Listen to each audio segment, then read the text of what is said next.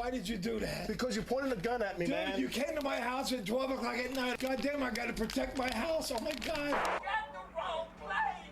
You got the wrong place.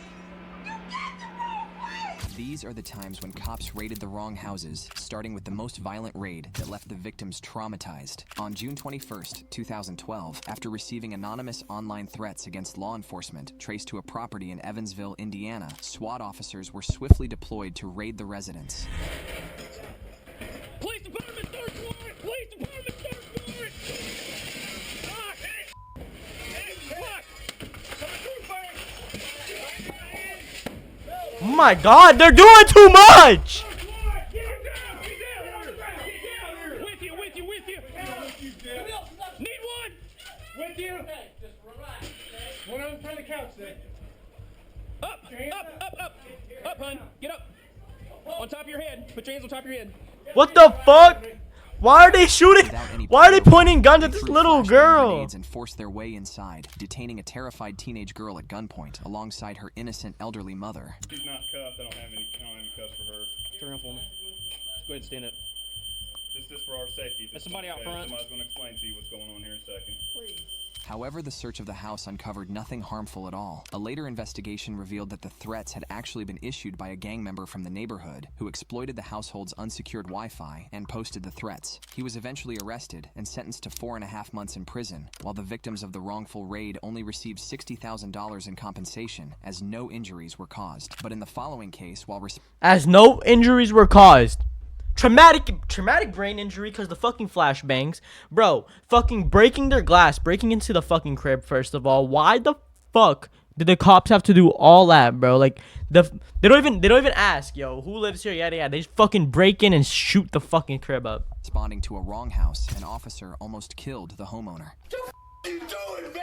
You pointed a gun at me, man. You're in my house. I can't believe you did this to me, man. On the midnight of June 14th, 2019, Greenville County Deputy Kevin Azara was dispatched to a Simpsonville residence after receiving a medical panic alarm call from a cell phone linked to the property. However, the welfare check quickly turned for the worse when the deputy attempted to enter the house.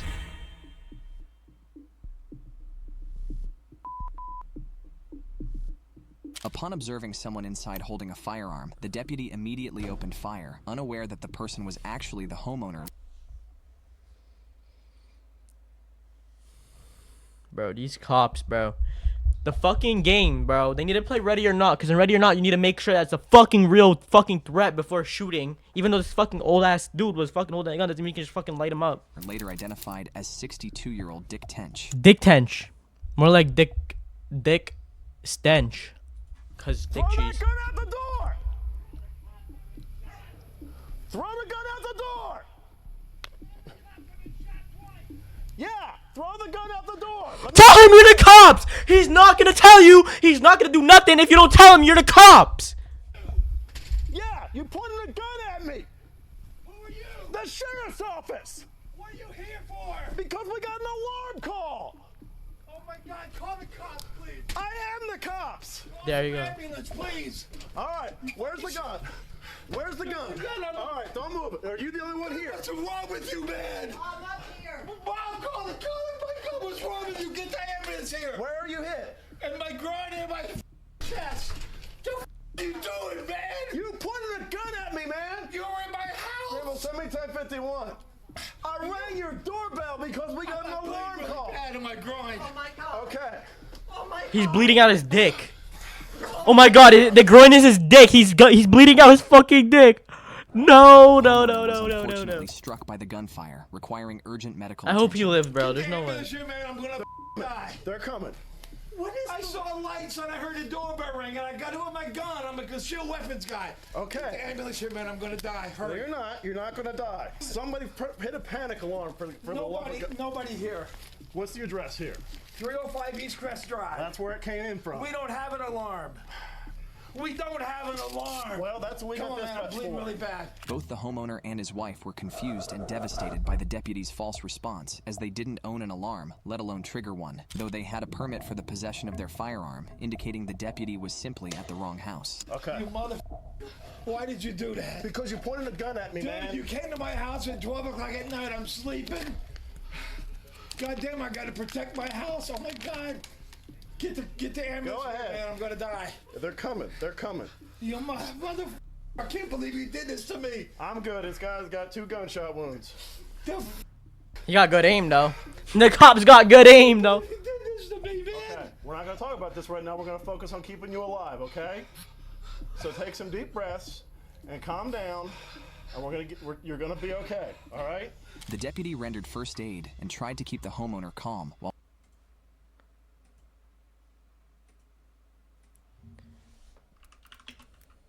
Can getting shot in hold up, let me make me smaller. Can getting shot in the groin kill you? Multiple organ systems can sustain an injury when a sickness or mortality in acute. Yo. while waiting for paramedics to arrive. Although Dick Tench ultimately survived at the hospital, thank he God. was left with permanent physical damage as a bullet remained lodged in his body. Following a lengthy 3-year investigation, the victim was ultimately awarded a $650,000 settlement, but no charges were filed against the deputy involved. At least his significant mistake didn't result in any deaths. The same can't be said for the officers in the next case. Don't tell me I'm wrong. Oh, shit. Hey, hands up! 3 Farmington police officers were dispatched to 5308 Valley Avenue for a domestic violence call, but for some reason, they mistakenly went to a neighboring home, unaware that this critical error would ultimately result in the death of an innocent man. No fucking way. Farmington, please. Is it 43 or 5308? Yeah, it might have been 5308. Is it not 5308? That's what it said right there, right? No, it's 5305, isn't it? 108. Can you 10-9 the address? 5308 Valley View Avenue, had a confidence factor. Don't tell me I'm wrong. Even after confirming they were at the wrong house, the officers appeared amused and remained at the door, until all of a sudden, this happened. Oh, shit. Does he have a gun? Hey, hands up! Well, the guy fucking... Shots fired, shots fired! In a drastic turn of events, the homeowner opened the door wielding a handgun. See, like, bro, he's not even innocent at this point anymore. He comes out the house and starts fucking shooting guns at cops. Of course he's gonna die. Prompting all 3 officers to open fire and end his life in the blink of an eye. However, the shooting wasn't yet over. Yeah, you good?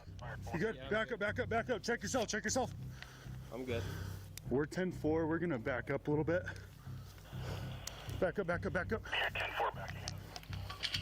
Hey, he went down. Hey, Copy, you have 1 down. I got you covered. Move, move. Let's move out. Hands up! Please don't. Man! Oh, fucking emptied the fucking round on her. 4115, we need units now. It was the wife of the homeowner who discovered her husband had been shot dead and came out with her own gun, believing they were under attack. However, she too faced a barrage of gunfire, none of which miraculously strike her. Only then did she realize the officer's presence outside and choose to surrender. Oh. Come out, come out with your hands up, come to us. I need help. Come to us. Come to us. Please help me. We're gonna help you. Please. Come out. Come on, man. Oh my god, there's kids. Come here. Come to us. Come to us. Come to us. Come to us. Get her in cuffs! Get out of here. Okay, ma'am, I need you to take a couple deep breaths, okay? Following the tragedy, the police chief expressed deep condolences and apologies to the victim's family, yet the Department of Justice ruled the officer's use of excessive force justified. However, a wrongful death lawsuit against the department is still pending. Just when you thought it couldn't get any worse, the next case proved even darker. You get the wrong place. Please let me call somebody. This is not right. On February 21st, 2019, at around 7 p.m., Chicago police arrived at an apartment complex to execute a search warrant targeting a fugitive involved in the illegal possession of a firearm. Please search warrant. Go. Go. Please search warrant. Move it. Hey, hands up. Please search warrant. Always to the left. Go. Move clear. Right here, Cruz. see? I mean, what is going on here? You got the wrong house. I live alone. Neglecting to confirm the exact address, officers forcefully stormed into a residence and found 50-year-old Anjanette Young inside, visibly terrified and, worse yet, completely exposed. Nevertheless, they quickly handcuffed her, but to their surprise, the fugitive was nowhere to be found. GG.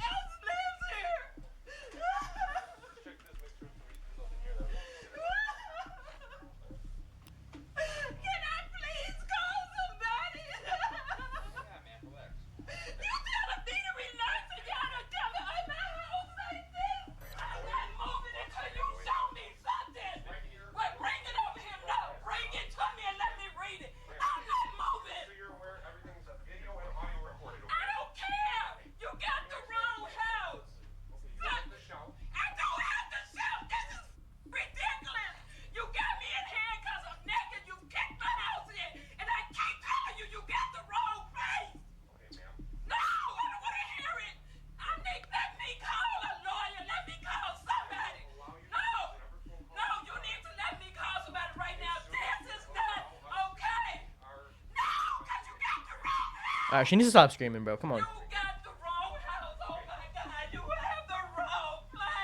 Their complete disregard for the woman's privacy and dignity left her crying uncontrollably. But instead of apologizing to her, the sergeant had the audacity to justify their actions. She remained in handcuffs, and to make matters worse, the officers refused to let her dress properly or contact anyone for nearly 20 minutes, instead choosing to photograph the entire residence, despite knowing they had the wrong house. The wrongful raid ultimately resulted in the head sergeant's Alex Walensky's termination and a $2.9 million settlement for Anjanette Young. The deputies She's in the rich next now. case She's had living it so lavish. bad, they literally raided an officer's house.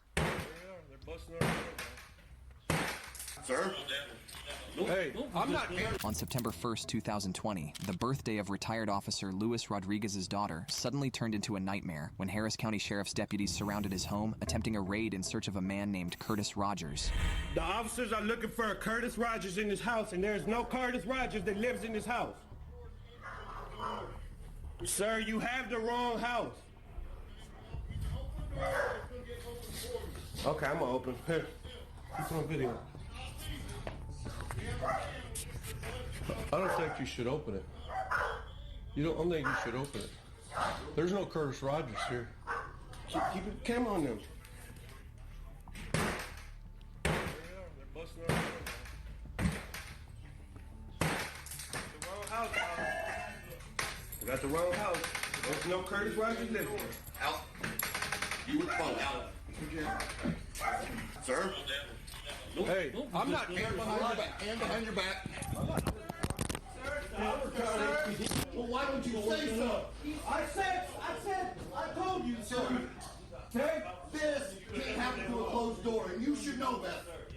What are you talking about?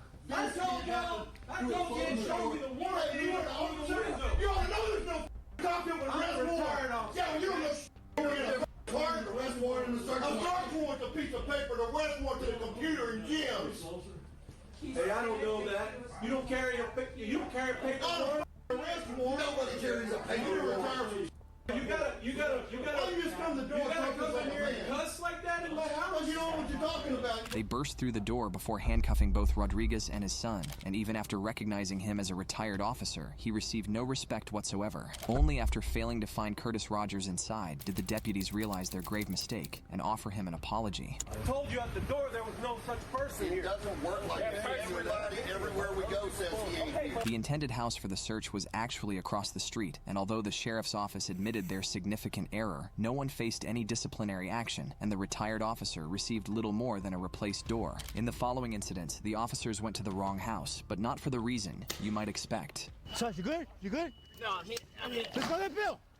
Somebody get Bill! On September 20th, Why the fuck are they 2021, shooting Army at veteran cops? William Bill Jeffrey and Sergeant Michael Vance, supported by 5 Houston officers, arrived at an apartment complex to serve an arrest warrant on 30-year-old Dion Ledet for felony drug charges. However, what followed during the arrest was a tragedy beyond measure.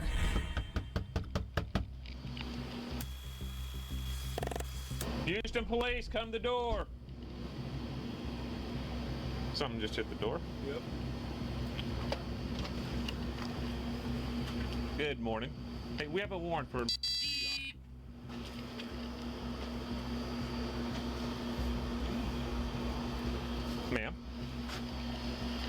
Where's Dion? Is he awake? Dion, step out here. Ma'am. Ma'am. Yeah, step out here. Okay. Dion, step on out here. You got to take care of some warrants. No. Ma'am. Okay. I got you. A nervous woman from the apartment cautiously stepped out, while Dion remained hidden inside. Notably, Dion had an alarming history of 18 prior arrests for numerous offenses, a dangerous warning the officers seemed to underestimate, which is about to cost them dearly. Houston police need to step out here. There are guns in the house. So he actually didn't go to the wrong place if the fucking guy's in there. Come on. Are there guns in there? Hold on. Are there guns in there? Yeah. Let me just tell him, come on. Hold on. Dion, it's Houston police. Let's do this thing.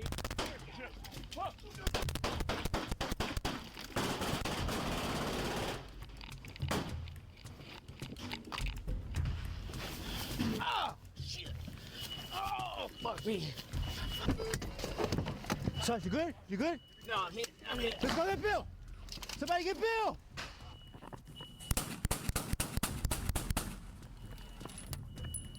Give me Bill, can you come back? Dion unleashed a barrage of gunfire with a fully automatic Glock handgun, Switch! fatally striking veteran Bill and critically wounding Sergeant Vance. The rest of the officers scattered for cover, unable to do more than shield their injured colleagues, except for one officer, who attempted to breach from the rear of the residence.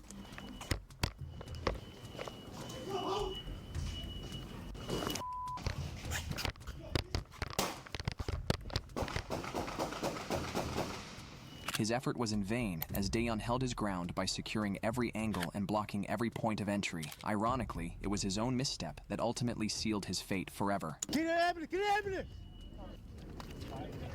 Fuck! You good, Sarge? Yeah. I'm here. So nonchalant about it. Where you at, right? Wait. Where, Sarge? Shit. Get some cover. Get some cover. Hey, we need to get Bill out. We need to get Bill out of there. We need to get Bill out.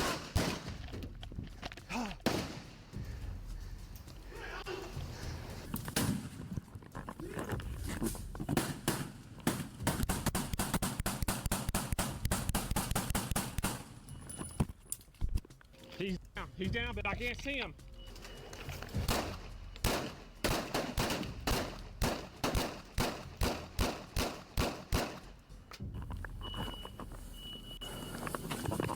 As Dion recklessly stepped outside, his rampage was brought to an end by a storm of gunfire, leaving him dead at the scene. Both the injured officers were swiftly transported to the hospital in critical condition, and although Sergeant Michael Vance survived after numerous surgeries, Senior Officer Bill Jeffrey sadly succumbed to his wounds, as the medical staff pronounced him deceased. In the final case, Chicago police raided another innocent family's house, but instantly regretted it. He gave us the wrong fucking apartment. He gave us the wrong apartment. Curtis Roberts, they live upstairs. Another Chicago family experienced profound trauma when officers violently burst into their apartment in search of a suspected drug dealer, this time going so far as pointing their weapons at everyone, including terrified and helpless children, as their father was already in handcuffs.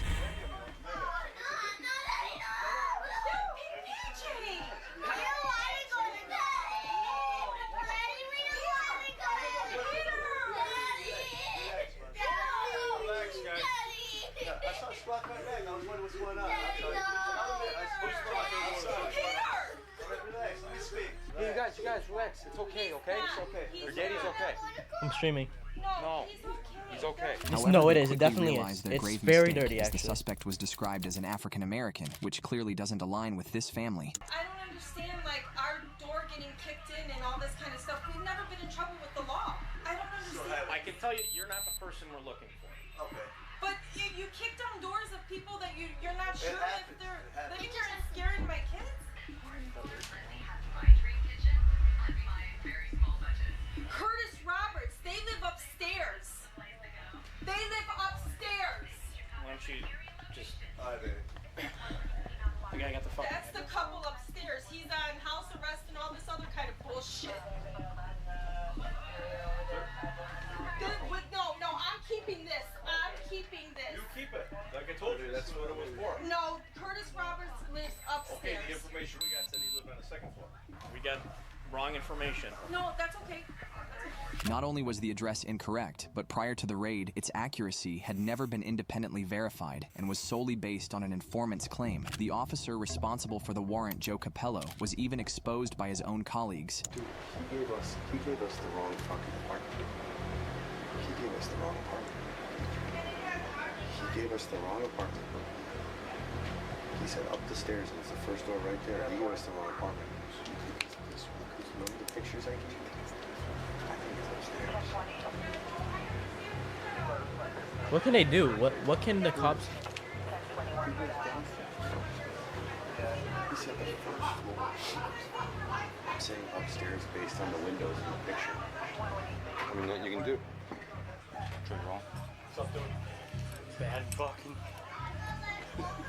He found the situation amusing and proceeded with a meticulous search of the house, hoping to find anything he could use against the innocent family. Nevertheless, his efforts proved worthless, and a thorough investigation led to the suspension of all officers involved, though their ultimate outcome isn't publicly disclosed. Please don't forget to like and subscribe. Suspended everyone. Booking.com has all kinds of stays. We are here in London, United Kingdom. Are y'all boys ready? This is a chance for y'all. $10,000. Who is going to win? Let's turn up. Spam up the W's. Everybody sub up and like up, bro.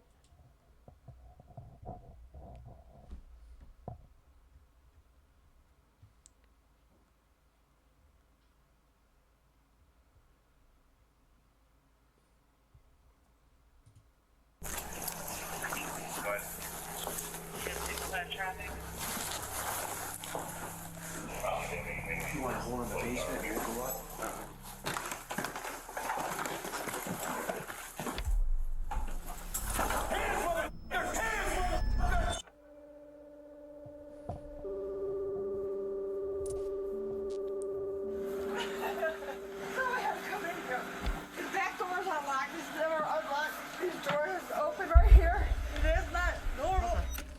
This is Sarah Evans. She's just found the body of her good friend, Benny King, covered in blood inside his own home.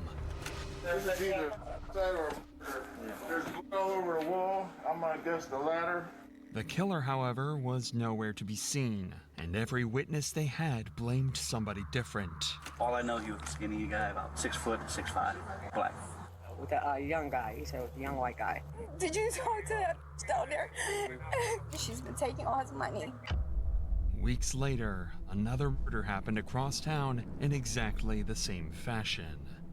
They now had a serial killer on their hands, and they had to do everything they could to figure out who it was and where they were. It's the fucking Riddler. The guy's fucking killing guys left to right and leaving fucking clues, making him a serial killer now.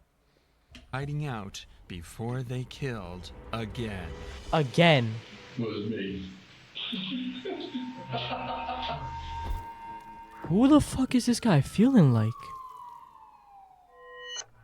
It all started on April 8th, when Akron police received this phone call. Akron 911, what's the location of your emergency? Oh my God. Problem. What's the problem here?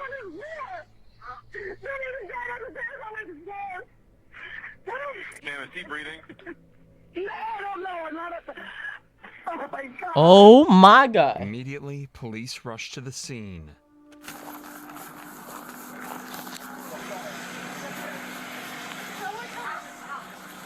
Hmm?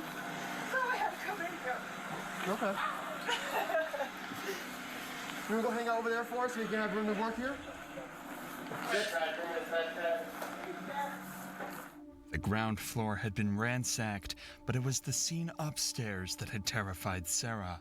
Upstairs lay her good friend, 69-year-old Benny King, and cops would find that he'd been stabbed 33 times. 69 years old, stabbed 33 times. That is not a suicide. I have not touched him. All I did was touch him to see if he was stiff, but he's stiff and cold. So we're calling it obvious. Yeah, I'm not gonna move him. We'll let the me. Okay. Initially, the cops had no idea what could have possibly happened to Benny, but as they explored the house more, a clear picture would slowly be painted of exactly what had happened. His bed was absolutely soaked in blood, and his walls were covered in it too. Police presumed that Benny had been attacked in his bedroom before he crawled into the hallway, begging for his life, where the killer finished the job. The majority of the cuts were to his head, neck, and upper body, but there were a few wounds on his hands as well, indicating that Benny had courageously tried to fight back. The police don't know this yet, but in just a few weeks, this exact scene would be found across town in an identical Why is he murder. killing old guys, chat? He's just killing all the old guys. He has something with old people. For now, though, what police found in the kitchen was even more bizarre. Any idea or nothing? Can't find anything? I didn't dig around too much there. I'm really not going to. Well, because the lady you called said that all of his cabinets in the kitchen are open, and she checks on them on a regular basis, and she's like, I don't know why that would be like that. Like someone was in there looking for something. Like all the cabinets here are open. I mean, who does this? Oddly, though, nothing seemed to have been displaced or stolen. Something very strange is going on. So the cops turned to the person that discovered Benny's body, Sarah Evans, who had some crucial information that would start to spiral this case into a complex mystery. Was it the back door that you found open? No, the front. When I come back to 11:30, this door was locked. Okay. And when I called you, when I come back up, the front door was unlocked. Okay, so you were actually here this morning at 11:30. 11:30, and you spoke to him then? No, I didn't see him. I thought he would lay down and take a nap from drinking. And then you came back a little bit after 1, and that's when you found the door open. Yeah, it was unlocked. Okay. The back door is unlocked too. 11:59. Does he usually keep his doors locked? Yeah. 23 Mill Drive, break. So I said he locks it, he goes to take a nap, but as soon as he gets up in the morning, he unlocks it. Was the dog out when you got here? No, the dog was in the chair. Okay. In the chair when I come in the door. And that's why I knew when I seen the stand over and the dog in the chair.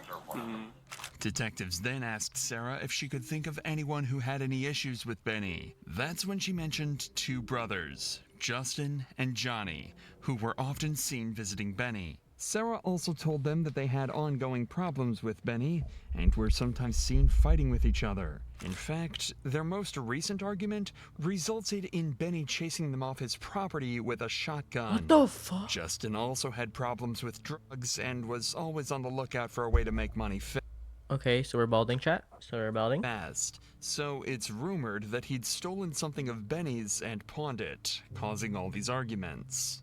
The drug addiction, history of exploiting Benny, as well as the gun incident just days prior, meant that police figured they finally had their suspects. But that's when Sarah mentioned a suspicious vehicle that had been spotted outside Benny's house right around the time of his death. That was up through here earlier today, this morning, I guess. And sped away. And come back. I know it was earlier this morning. And come back. And sped away again. He said it was a younger white guy driving. Who said that? A guy. I can't tell you because he's in trouble. He's got warrants. You know? Okay. Well, what's his warrants for? Is it any I bad? have no Okay. idea. So I'm just giving you the information I was given. Okay. This seems like vital information, but the only guy that saw it is quite literally on the run from the cops with outstanding warrants. So the officer tries to see if he can strike a deal. Okay. Well, I'll tell you what. There's a detective coming. Okay. I understand that you have a friend has some warrants. If it's possible that we can guarantee we will not arrest him, not do anything, did you guys can go ask him if you want to talk to us then? Ordinarily, a fugitive would never agree to a deal like this, but because Benny was such a nice and respected guy in the neighborhood, He seems comes chill. outside just a few seconds later to tell the cops everything he knows. How's it going, brother? I was out here on my friend's porch and I saw this goldish, older style Hummer, big body Hummer, speed away from over here. I didn't hear no noises like gunshots or anything. Okay. But About what time was that? 10:30, 11ish. I was up here. Maybe 12. I come up here. No. Okay. No, it had to be like. I was up here at 11:30. Okay, it had to Door be was about locked. 10:30 or something. Okay, so between 10:30 and Because 11. then I you're heard her thinking? screaming about something, then all this happened. Okay. Then she discovered that. I've not seen that vehicle. You've never seen that car around here? Nothing. Did you happen to see who was driving? A white male. Okay. Blondish, short hair, like Short. kind of crew cut like yours. Okay. I would say anywhere from his mid-20s to early 30s. He sped around the corner so fast his tires were squealing. I was like, what the hell? If the car had shown up around 12 that night, that's right in between Sarah's 2 visits to Benny's house. The exact window where Benny was murdered. And with how the car was allegedly the driving, Hummer! it does seem as though this Hummer has something to do with Benny's murder. They just need to figure out who was inside. And conveniently, a neighbor overheard this conversation and told the police that he knows a man in the neighborhood that drives a Hummer exactly like the one described. Unfortunately, he doesn't know the guy's real name, only his nickname, Jaybird. You're just assuming Jaybird being connected to a Hummer. Correct. You don't know. Right, and I don't have any personal knowledge about that, but I know that I've seen him many times with a Hummer? Yeah, Hummer. What color? Roughly that color. It's like a dusty gold. Like It's him. So you've seen Yo, chat. Jaybird.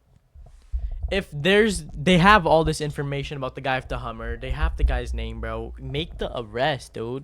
Before, yeah. Okay. It sounded like this Jaybird was a prime suspect, but nobody on the scene right now was able to tell them his real name. But before they're able to figure it out, they're confronted with a 4th suspect, and it was the last person that anyone had expected. This is Benny's daughter, Patricia, and as soon as she showed up on the scene, she seemed to already have her mind made up about who the killer really was. Obviously, he passed away. But, Did you talk to bitch down there? Let me say this friendly. That lady down there has been paying his bills. And she's been taking all his money and not paying on his bills. So the gas bill I have not yet paid. We don't have a bill. So I don't have a bill to say because she's not giving him the bills. She's keeping them. She is writing on the receipts what she is supposed to have paid versus what she really paid. And this has been going on for over 3 months. So she's been working on for 3 months. He's never had a bill that he never paid in full until this lady down the street decided that she was going to help him. She took upon herself to help him. There we go. And that's her way to get her drug fix, is by taking his money. That's right. She's talking about Sarah. Apparently, since she's taken over paying Benny's bills, they've all either been late or underpaid. Patricia is certain that she's been stealing money from Benny this way, and in fact, she thinks she might have stolen even more, too. And his money better still be in there because I know exactly where it's at. Where? It's in a cabinet in this kitchen and a coffee jug. Let's go. I can come? Yeah. Usually. Yeah, the body's not in there no more. I'll be right back out with you. It just wasn't her though, chat. There's no way it was her. While we talk about taxes, I saw this limited time offer from TurboTax.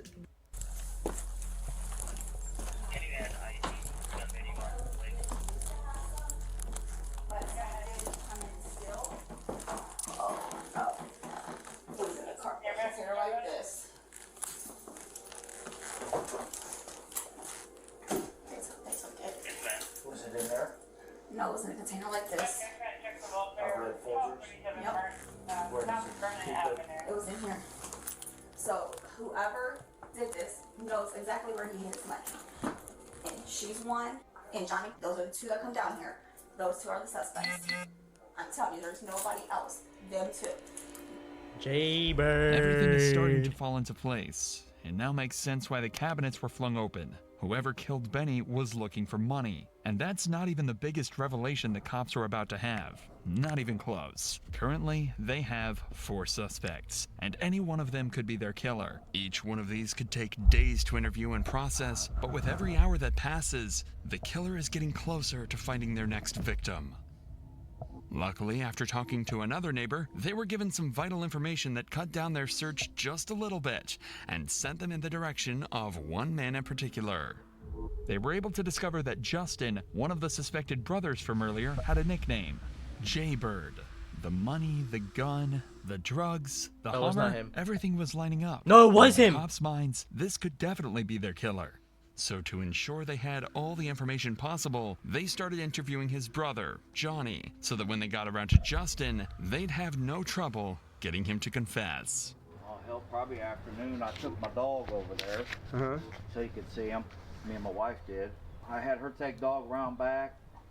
Then I brought the dog in for a couple minutes so he could pet it. He got pissed off about something, so we left. What did he get pissed off about? He did. What did he get pissed? What was he Because pissed that little about? dog he's got, he don't like no other dogs, you know what I mean? Being around his little dog because he's afraid the dog's going to eat him. Do you go over and see him quite often? That's just not gonna happen. Do. Go over there and drink a beer with him just about every day. So you last saw him yesterday about 7:30 in the evening, or? Yeah, what's this all about?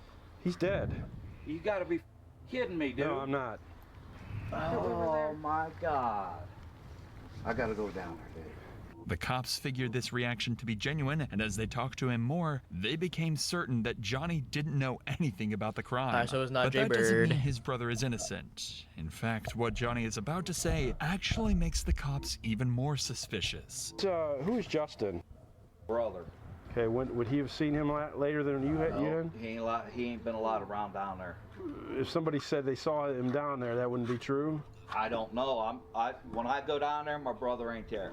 Usually, Johnny and Justin would go and see Benny every morning at around sunset, and that's been the case for the last 3 years since his wife passed away. Johnny can't think of a reason for Justin to be down there so early, especially not on his own without telling him. Johnny was even able to provide some extra details about the disagreement they had recently, proving to the cops just how heated it had gotten between them. He told him, look, get the f- away from my house. Don't you ever come back again. He said, I've loaned you money 4 or 5 times on this bull junk stuff that you bring me. I'm on a fixed income here. I can't just keep giving. He physically pushed him? Oh, yeah.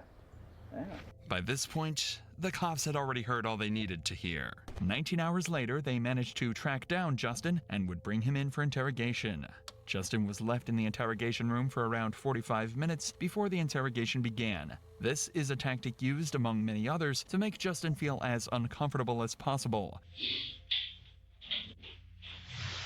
Hey, Justin. You are arrested for those warrants we talked about. You got 4 warrants on you. How do you know him? What is your relationship with him? Can you kind of take us through that? My brother, he was more or less like a stepfather, pretty much. How so? Shook a stick and give me $1 or a cigarette or something to eat, or you know what I mean. I lived next door to him there for 4 or 5 months. Even I had a warrant, which I went and did my time and got it all taken care of. You know what I mean. If you're asking, did I kill him? No, I did not. Seems rather straightforward from Justin's perspective. He had exactly the same nice things to say about Benny and doesn't seem stressed out or anxious about being here. He's leaning forwards towards the detective instead of instinctively pulling away. He's maintaining eye contact when he can, and his tone seems deliberate and genuine. Everything about how he's presenting himself is relaxed, as though he's just trying to give the detectives what they need and get out of there. But unfortunately, just saying you didn't murder someone isn't enough for the cops, so they decide to confront him with the evidence they've gathered against him. So we talked to everybody in the neighborhood except for the one person that they said he banned from the house. Was me. So, Yeah.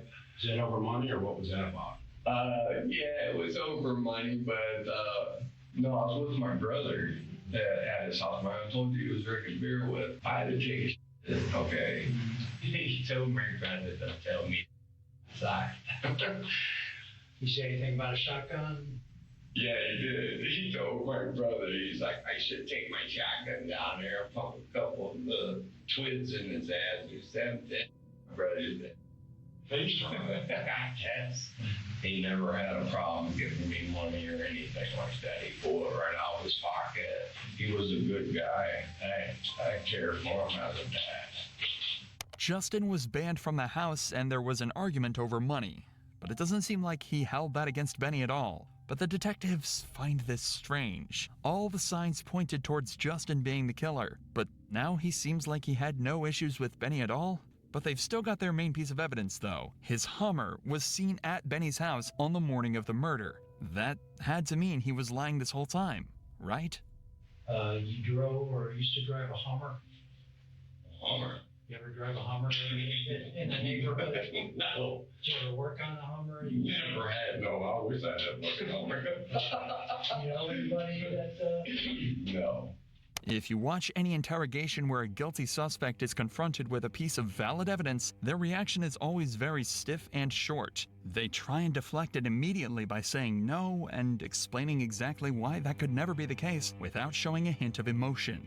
Justin is an ex-convict that works various handyman jobs jumping from place to place. He doesn't need to explain why he doesn't own a $40,000 SUV. His facial expression when he's asked, alongside the way he laughs and jokes naturally about the concept, is enough to tell the detectives he was telling the truth. They still didn't want to discount him completely as a suspect, but they did figure that if he wasn't the killer, then he might at least be able to help them out. So they asked who he thought might have been responsible, and his answer was someone they were very familiar with. Sarah. She knew. She took Bane's bank card to the bank, food stamps. That's what my brother was telling me on the phone the other day.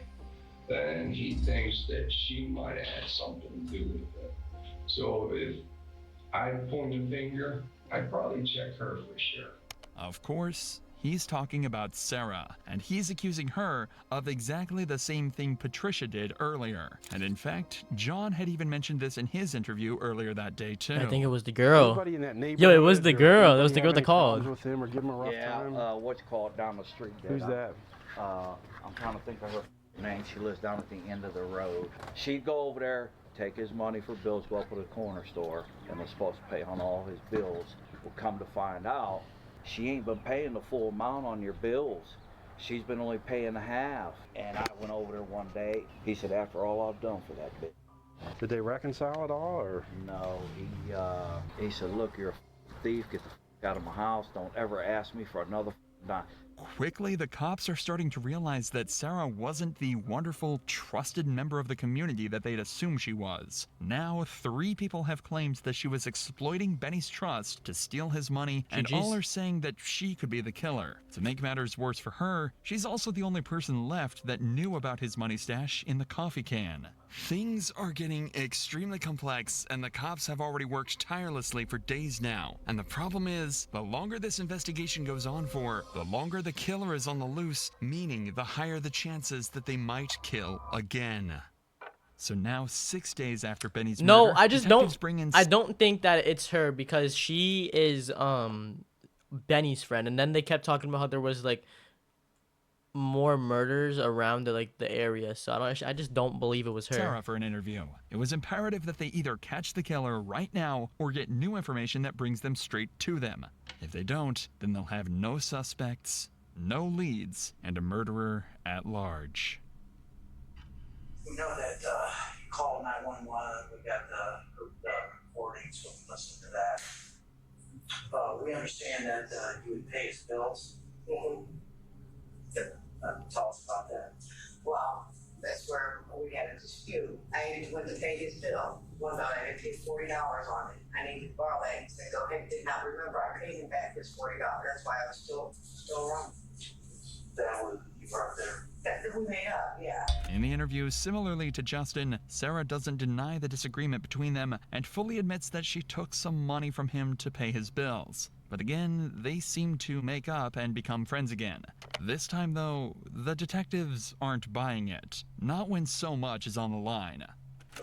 We're hearing 2 different sides of what we're talking about. We're hearing what you're telling us, but we're hearing from his daughter and what his best friend's telling us. Now, we've been hearing that he banned you from coming to his house. He didn't want you handling his bills or anything like that. So much that the owner of the store called him and said, hey, she's scamming you. So you're telling us that is not true. That's not true. That is not true.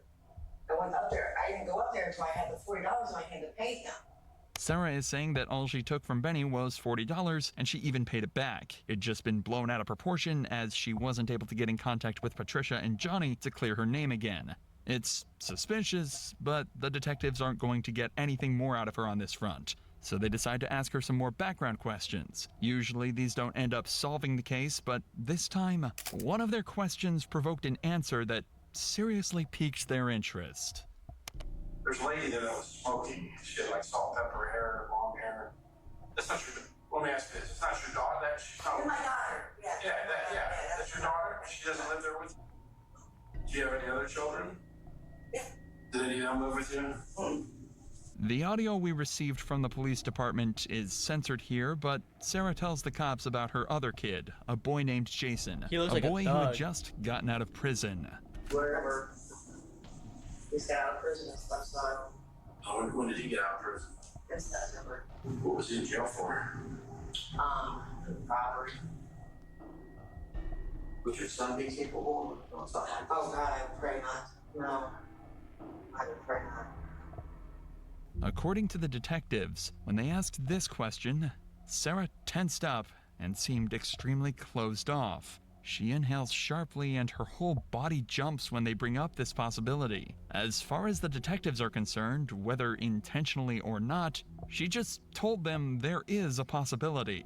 That's all they're able to focus on, and it all makes sense too. She knew about the coffee can full of money, so what if she'd accidentally mentioned that to Jason? He'd just gotten out of prison for robbery, and it'd make complete sense if he saw Benny as an easy target and decided to try and steal his cash. That could even explain the Hummer too.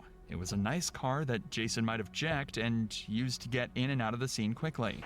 Instantly, the hunt for Jason began, but no matter how hard they tried, they just couldn't track him down. But that's when some new information came to light. Information that would change everything. An inmate of the prison Jason was staying at had contacted police after hearing about the crime, claiming that he knew Oh, he's who about the to get a free perpetrator out. was, He's about to get a and free out. promised to reveal it to them in an interview. So I'm told you told one of the deputies you got some information about a homicide. That's about the old guy that got stabbed. Yeah, his mother found the body, and then I heard him and his mom arguing over the phone. Bob, it wasn't supposed to go that far. It's him! Because she always going over the house, cleaning up when she been doing that for years. And everybody in the neighborhood know they did it, just nobody ain't speaking on it. I don't know why. Oh my the inmate God. said he'd heard Jason and Sarah talking about the murder on the phone after Jason thought he'd hung up. The cops now had no doubt in their minds who their new #1 suspect was. And by this point in the investigation, it's likely Jason's cash was starting to run out. They had to find him as soon as possible, before he got the chance to kill again. But, unfortunately, they were already too late. He's just going out killing people. Akron Police and Fire. See, I told you I was not the female. I told you guys it was not the girl. I'm down in Florida now, but my father's still up in Akron. We haven't been able to get a hold of him, and some of his neighbors got a hold of me today, too, and said they haven't seen him since Saturday. They said there were some people over there they didn't really recognize. Alright, so we have it in. We're going to get someone over there to check it out, and then we can give you a follow-up call. Police quickly initiated a welfare check on George's father, Gary Ballas. When they arrived, they knocked on the front door, and after receiving no response, the officers forced entry through a side door.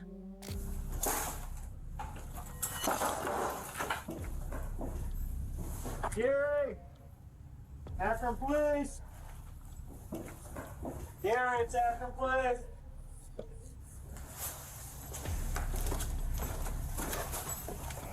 Gary! Gary's been rotting. On Thursday, May 21st, Gary Ballas was found dead. It was obvious he'd been dead for a few days, and given the abundance of stab wounds, it was ruled a homicide.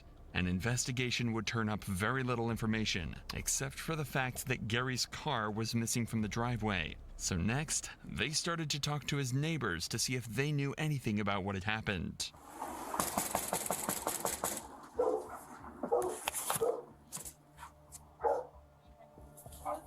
Akron Police. Just wondering if I could talk to you a couple seconds about your neighbor behind you. When's the last time you saw him? couple days ago. Was anybody there with him? He came over here. Oh yeah? Knocked on the door. What did he say? He came over to pick flowers out of the yard. Purple ones? My lilacs. Did he have anybody with him when he was there? He came over here by himself. Did he have that Aw, car there? this is a sweet guy, I bro. don't remember. I was over here. Right. Do you remember? Do you know what kind of car it is? Blue station wagon. Like a Subaru? Yeah. Anybody else live here that might have seen him? My kids Hey, what's live up? here with me. Have you seen your neighbor lately? Gary? Yeah. No, last time I saw him was like 3-4 days ago. The car was there when she took the flowers over. Or do you remember? The car hasn't been there for over a week. A week? You want to step out here for 1 second? So Gary is deceased. It's looking suspicious. That's why I'm asking you these questions. He hasn't mentioned anybody. You haven't seen anybody. You haven't heard any fighting. So obviously, then maybe it was somebody that's come here before. It's a little odd for Gary's car not to have been at his place for over a week, especially given Gary was still home. There's a chance that this family could be misremembering, but the cops got exactly the same information from each of the other neighbors. Hi, sir. Sorry to bother you so late. Yeah, bud. Okay. Are you familiar with the older gentleman that lives at the blue house across the street? Yeah, that's Gary. Gary? Yeah, that's her. Jean. Hey, Jean. They want to know if we're familiar with Gary. What's, He's our neighbor. She used to help him out. She used to babysit his wife. When's the last time you seen Gary? In a couple days. Couple days? Yeah. Like, he was out cutting his grass. Do you remember what day that was? Today's what, Thursday? Yeah, today's Thursday. Thursday, probably not Monday. Monday? Yeah. He's always out cutting his grass. Is he? He frequents cutting his grass? What, is something happened to Gary, or? You were investigating an incident that occurred over there. Oh, okay. Okay. The only issue was, not a single one of the neighbors could tell the cops who might be driving that car. Gary did have visitors over somewhat frequently, but they never used his car. If the cops could figure out where the vehicle was and who took it, it seems like they'd have a pretty sure shot at finding the murderer. And that's when they talked to this couple, who claim they've seen a new guy around his house recently. Excuse me, has anybody been over to talk to you guys yet? No. Okay. You know, I called the police out here yesterday, and they didn't even mind go in there. I don't have my mask. What did you call them yesterday for? Because I haven't seen him since Saturday, and it's not like him to leave town and not telling me. You haven't seen him since Saturday? Nobody answer that door. Oh shit, my You mic. guys are positive though. It My was headset. Saturday he was cutting his grass? Yeah. Have you seen the guy with the cane before? No. Oh, never seen him before. Was he white or black? White. You said he was younger?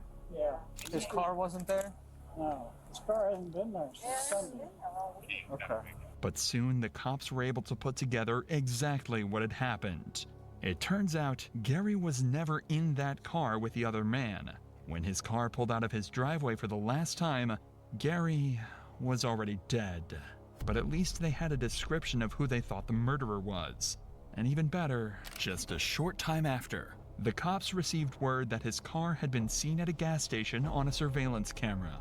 Unfortunately, the camera quality was too poor to properly make out his identity, but at least the cops now know without a shadow of a doubt that if they find that car, they can find the man that killed Gary. But it turns out someone had already done that for them. An unnamed witness came forward and told them that he'd seen that very car and knew precisely who it now belonged to. Jason came over Sunday morning. He was going to help me work on the house I'm working on. Do you know Jason's last name? Shogley, or I don't even know how to pronounce it, something like that. Anyway, he came over, but I had to go to Harbor Freight because I needed a grinder.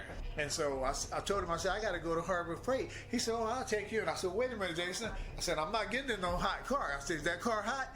He said, no, the car's not hot. Uncle Willie, no, I wouldn't do you like that. The car's not hot. The car this man is talking about is Gary's Subaru. But more importantly, he just mentioned the name of the man they believe killed Benny, Jason Shockley. Yeah, he did. This was a shocking breakthrough in both cases. Not only have they essentially just solved Gary's murder, but now they're hot on Jason's tail and have more evidence than ever to try and track him down. Back on the scene, they'd also noticed that Gary's credit cards had been stolen, and this guy's story even lines up perfectly with that, too. He said, my friend let me use it. He went to Florida.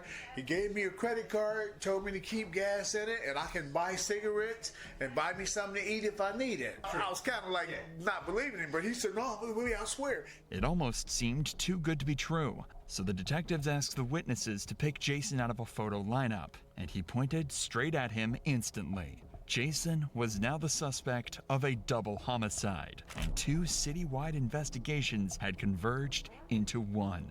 Every single officer and detective in the area knew they couldn't let Jason take another life, so they had to act fast and hunt him down. That's when police received one final phone call, this time from Sarah Evans, Jason's mother. On that call, knowing how dangerous he could be, she decided to give up her own son and told the police the address of his safe house. No, he's a white kid. This dude's black. Oh. What's the vacant one? This one? Which house is it? It's the second one. The one on the right.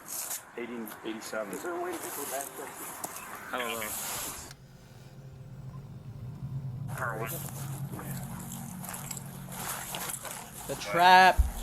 The trap house chat.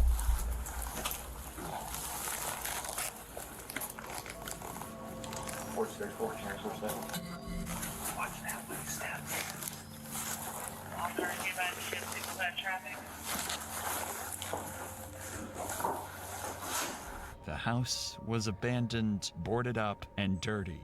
It was unclear if anyone was even inside, but the cops have to be extremely vigilant as they know Jason could be armed.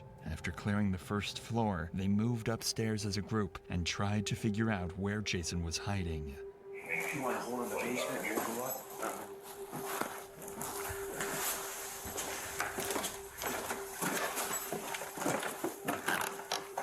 L trap house.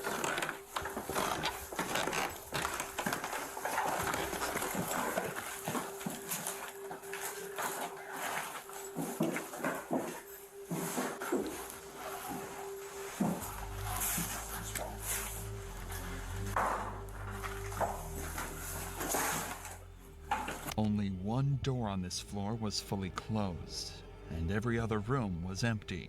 This is where they think Jason is. Problem is, they've already made a lot of noise, so whoever's on the other side of that door could be prepared. That's why they decide to storm in. Hands, motherfucker! Hands! Don't move. Roll over and put them on the top of your head. Roll on your stomach, hands and behind your back. Let's go! Hurry up, Jason.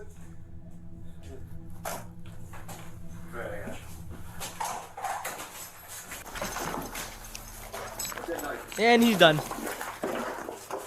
He's going to jail for the rest of his life. Anybody else in the house? No, sir. You got anything illegal on you, man? Besides the knot? Yeah. Alright, stand up. So, put your...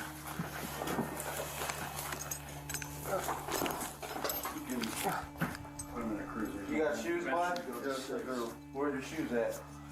Right underneath the blanket right there. You want to pat them? Shake them? Yeah.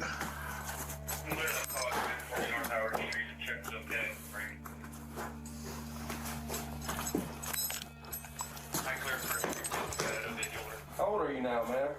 30. Remember you as a kid over there, man, on Johnson Block, man. Yeah. Oh. Is this nail shut or can you get this open, Jason? Look, no. That was you. I always talk to them. Okay. Oh, are you out there? Yeah, I'm right here. Here he comes. All right. Do you know, does anybody One foot at a time. I might be have anybody else watch your head. on the car? I don't think so. I don't think they even know. Yeah, we need to get.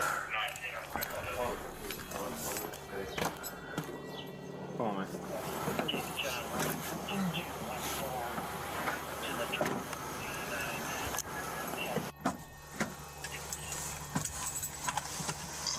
Is that an AR-15 in the middle? Just as they'd hoped, Jason was found lying amongst rubble and trash on the second floor, attempting to hide away from the very people who just put him in cuffs. Thankfully, he put up no resistance, and a quick sweep of the house confirmed he was the only person here. Amongst the trash on the floor, the officers found multiple knives and a credit card belonging to Gary Ballas. After 6 weeks of investigations, they'd finally caught him. He was then taken out of the house and into the back of a patrol car. But there was still one problem with all of this. They still had no evidence that he was the one who killed Benny all those weeks ago. Sure, the connection is strange and multiple people have accused him, but there's nothing solid. That's what the cops wanted to change in the interrogation room and bring peace to Benny's family almost 2 months after his death. Remember, Jason is likely not aware of exactly how much the cops know. All he knows is that he was arrested and now the cops are interrogating him. He might even think that they don't know about the murders and that he could get away with everything. How do you know Gary Ballas? I knew that Gary, like I said, my cousin lived next door, but my mom used to go over and help him out a lot. He gets to telling me about how he hates Donald Trump and everything. Yeah, he's a Bernie supporter. Man. Yeah. Hey, he's out there. He's a trip. Yeah. I asked him, you know, if there'd be a possibility if he can lend me his car so I was able to get to work and stuff. Okay. You know, he's iffy on it for a second, you know what I mean? Because he doesn't like people using his car and stuff. Right. He was like, I'm gonna be happy. He was like, I want to see you succeed. He said, I want to see you do like, you know, I just got out of prison. So how long have you had his car for? I've had his car for a few days. How long do you think you've known him for? I've known Gary for almost 9 years. Oh, wow. So you had a long relationship. I've stayed a night or two at his house before. So you've been in the house before and stuff? Oh, yeah. Okay. Yeah. Everything up until this point is mostly the truth. He did know Gary and he had spent some time with him recently. But remember, he was found with Gary's stolen credit cards in his stolen car just days after he was murdered. This is shaping up to be a textbook interrogation where the detectives will have to catch him out in various lies in order to extract the truth. And they're about to start that process immediately. Jason, tell me what happened, man. What do you mean, tell you what happened? I have people that are in the area that see you and him together. He's been deceased since about the same time you seen him. You've got his card and his credit cards. Okay. You tell me what happened. I told you, he lends me his car for work. Why is his neighbors and his son and everybody else saying that he will not lend his car out to anybody? Everybody's told me that. And that's what they're full of. Look, all I did was knock on the outer door. You can smell it from the sidewalk. He's claiming that Gary had lent him his car for work and had used the credit cards he'd left in his car to just buy a few cigarettes. But clearly the cops don't believe him. In fact, this entire questioning segment about Gary is more of a formality. They have much more evidence about this crime than they do Benny's. So their plan is to try and have him confess to Gary's murder so that confessing to Benny's doesn't seem like such a big deal. It seems like a clever strategy, but it won't work if Jason simply refuses to admit to anything. Wouldn't you agree with us that it's kind of weird that you're the last person that's been seen with him? Yes, I find that weird. I see where you guys stand with him. But at the same time, I'm not no dude. That's not that I do, man. Well, sometimes people don't plan it. Sometimes people get in arguments and think they're a little too far. No. Anybody that knows me will tell you that's not what I do. So what? I smoke some crack. I've been smoking since I was 10 years old. But no, when I do some stupid shit like that, at all. If you were a jury and you heard your story about a man who loaned you his car, who has been known not to loan his car to anybody, his family says, his neighbor says so, because if you don't help yourself, this can end up really bad for you. When confronted with the cold, hard facts, something changes about Jason. He loses his confidence, he's fidgeting with his hands to try and distract himself, he avoids making eye contact with the detective however he can, whether it be looking He's down done, bro. at the GG. ceiling or even at the wall next to him. Yeah, he's He done. almost looks ashamed. And that's no illusion. Pay close attention to what he does next, as it marks the beginning of a startling confession. Even if you did wrong and the judge, and you admit to what happened and everything else, the judge takes that into consideration because it shows remorse. You want me to turn it off? Stop. You erased the first one. I'm not erasing anything. You erased the first one. I'm not erasing anything. That's evidence. I can't do that. Oh, you erased, I'm saying, if you erase the first one, I'm going to tell you what to say next.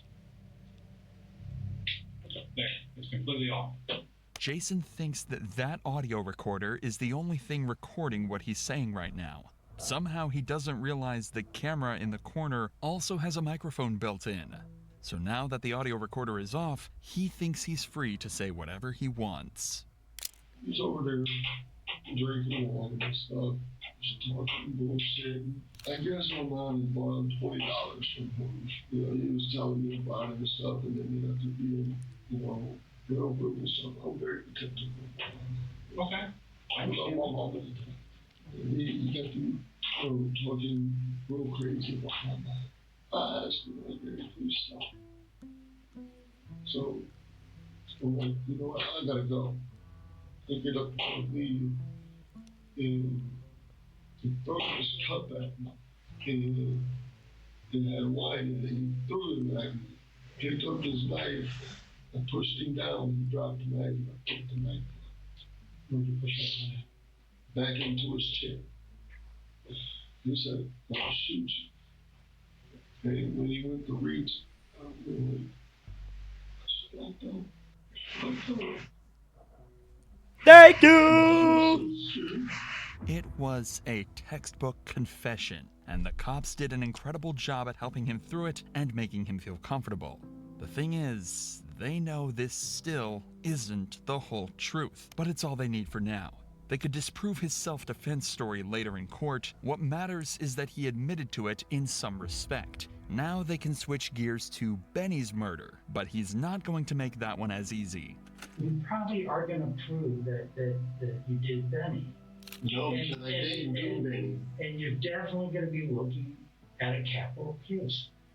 And I'll be looking at a capital case as an innocent man for somebody out here too. You told us about Gary. Just like Detective Kennedy said, the two cases are like a mirror. No, you're lying about the cases being similar. Despite just being finessed into admitting to murder, Jason suddenly thinks he's the smartest person in the room. The cases are almost an exact mirror of each other, but Jason thinks he can escape liability for at least one of them. But he's dead wrong. And see, here's another thing. You just told us that you went through Gary's pants. You went through Benny's pants too. Because you know, because Benny was known to carry several $100s in his pants pocket. That I didn't know. Everybody. No, Everybody knew. I did it. So Benny never pulled the money out in front of me. I didn't say that. Most moms are like, there's no way my kid would do that. No, she knows for a fact that I didn't do that. I'm not saying about Benny. I'm just saying your mom's sitting here thinking, if my son possible, if it's possible. Well, we talked to your mom. Not saying. Just saying. Yeah, we talked about it. She's freaking out. And as far as me asking her if I thought you did it, it was now, hell no. It was, oh my God, I hope not. Jason, do you see what Gary? Listen to me, okay? I done told you about being Gary, bro. But this shit about Benny was not me. And despite all He's getting the aggressive, pressure he's the arrested. cops put on him, this is the story he stuck to. It seemed he thought he could maybe convince a jury of one self-defense charge, but two was simply too suspicious. But that didn't matter. as the cops figured they still knew exactly what happened. Jason knew Benny through his mother and had heard about the coffee can of cash. He broke in one morning in an attempt to steal the cash, accidentally waking Benny in the process. They started fighting, and Jason, fearing he'd call the police, stabbed him multiple times. Eventually, Benny crawled out to the hallway where he bled out. They also started to discount his story about Gary's murder. They believed that it wasn't any form of self-defense, and in reality, it was simply a disagreement. Jason had gotten irrationally angry after Gary refused to let him use his car. In his rage, he shoved him to the ground and killed him in the same manner, before stealing his credit cards and leaving in his car. These are the theories that the prosecution presented to the jury, and, as expected, they believed them.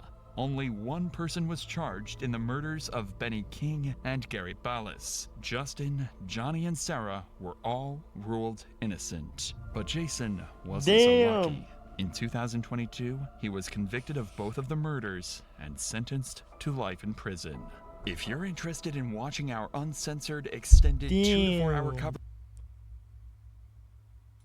Anyways, thank y'all for watching. Make sure y'all subscribe to the YouTube, follow the Twitch, and join the Discord server. I will see y'all in the next one.